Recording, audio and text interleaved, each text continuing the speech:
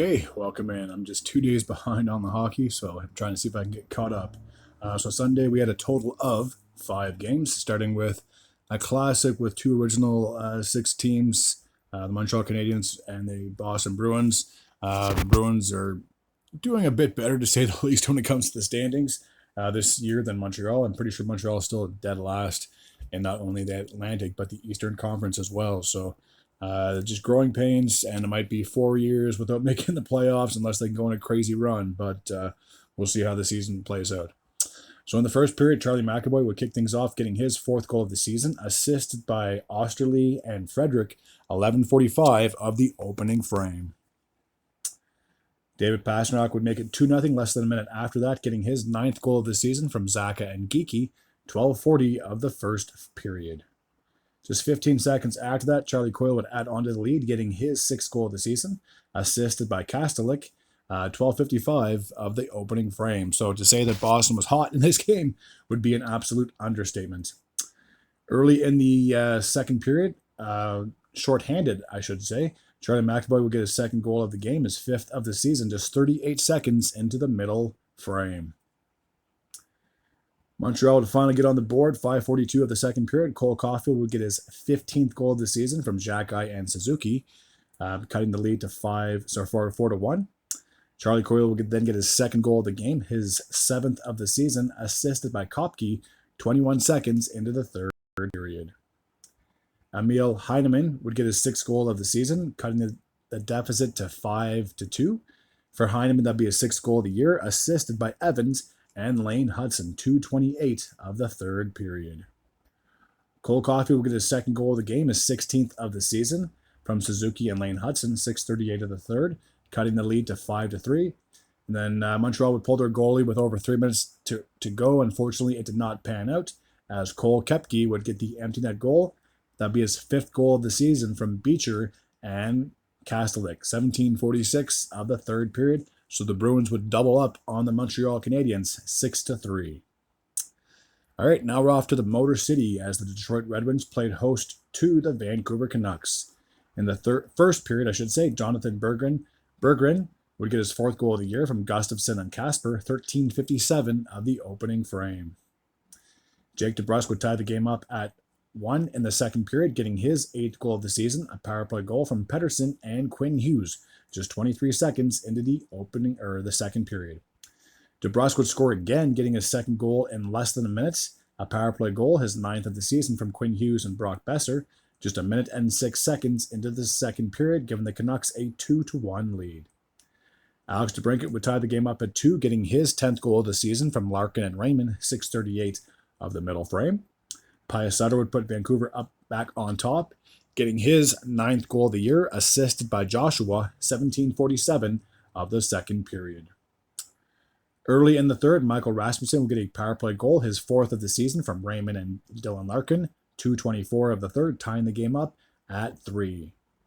Vladimir Tarasenko would give Detroit their first lead of the game, his fourth of the season from Berggren and Kasper, 4:50 of the third period.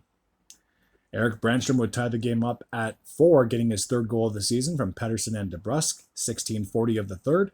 We would need overtime to settle this one, and big surprise, Jake DeBrusk would get the game-winning goal, a hat trick, his 10th of the season from Pettersson and Quinn Hughes, with exactly 1 minute remaining on the clock. So the Canucks had a lead, they lost the lead, then Detroit had the lead, they lost the lead. So it was a back-and-forth game, very entertaining to say the least. And the Canucks, as I said before, would come out on top 5-4. All right, the Chicago Blackhawks played host to the Columbus Blue Jackets.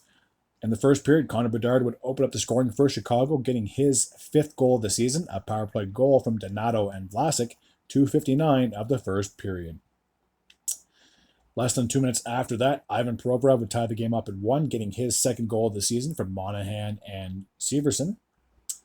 Kent Johnson would put the Blue Jackets up on top, getting his sixth goal of the season from Severson and Sillinger, 11:23 of the opening frame. In the second period, Craig Smith would get a power play goal, getting his sixth of the season from Hall and Martinez, exactly 3 minutes into the second frame, tying the game up at 2. Sean Monahan would put the Blue Jackets back on top, getting his 8th of the year from Kuraly and Werenski, 4:50 of the second period, giving the Blue Jackets a 3-2 lead. Dante Fabro still seems weird seeing him in a Blue Jackets uniform after being part of the Predators for so many years. Will get his 3rd goal of the year from Werenski and Sillinger, 3:08 of the 3rd period, giving the Blue Jackets a 4-2 lead. The captain, Nick Foligno, would cut into that lead, getting his 7th of the season, a power play goal from Teravainen and Bedard, 8:08 of the 3rd period, making it 4-3 at that point. Kirill Marchenko would increase the lead to 5-3, getting his 10th goal of the season, 10:52 of the 3rd period, unassisted. The Blackhawks would pull their goalie with just about 2 minutes to go in the game. Unfortunately, it did not pan out. Dmitry Voronikov would get his 6th goal of the season from Severson, an empty net goal with 1 minute and 26 seconds remaining on the clock, so the Blue Jackets would double up on the Blackhawks 6-3. The Dallas Stars played host to the Winnipeg Jets. Adam Lowry would kick things off in the first, getting his 6th goal of the season from Fleury and Pionk, 3:16 of the opening frame. Wyatt Johnson would tie the game up at 1. For Johnson, that'd be his 4th goal of the season from Harley and Robertson, 17:06 of the opening frame. There was no scoring in the second, but to jump all the way ahead to the third, where Mason Marchment would give the Dallas Stars their first lead of the night, his 10th goal of the season from Harley and Ottinger, 12:23 of the third. The Jets would pull their goalie down by 1. Unfortunately, they were not able to tie it. Rupe Hintz would get the empty net goal with 8 seconds to go. For Hintz, that'd be his 10th goal of the season, assisted by Lindell. And the last game from Sunday took place in Anaheim as we had the Ducks playing host to the Ottawa Senators. In the first period, Frank Vatrano would get his 5th goal of the season, a power play goal from Strome and Terry, 14:45 of the opening frame. Just under 3 minutes after that, Brady Tkachuk would tie the game up at 1, getting his 12th goal of the season, getting a power play goal himself, assisted by Stützle and Batherson. With just 6 seconds to go on the clock, Jackson McLacombe would break the tie, getting his 3rd goal of the season from Terry and Vatrano, so the Ducks had a 2-1 lead heading into the second period. Just 37 seconds into that middle frame, Brady Tkachuk would get his 2nd goal of the game, his 13th of the season from Chabot and Jensen.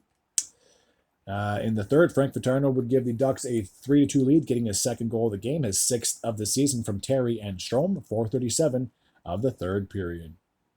Just over a minute after that, Nick Cousins would tie the game up at 3, getting his 2nd goal of the season, assisted by Amadio, 5:46 of the third period. There was no scoring the rest of the third period, and there was no scoring in overtime. We would have to settle this game in a shootout, and Troy Terry would get the shootout winner, giving the Ducks a 4-3 win. All right, that's going to take care of Sunday's recap from the National Hockey League season. As always, if you're new to this channel and you like this type of content, feel free to hit the sub button. I'd be very grateful and very appreciative. Until next time, and as always, take care.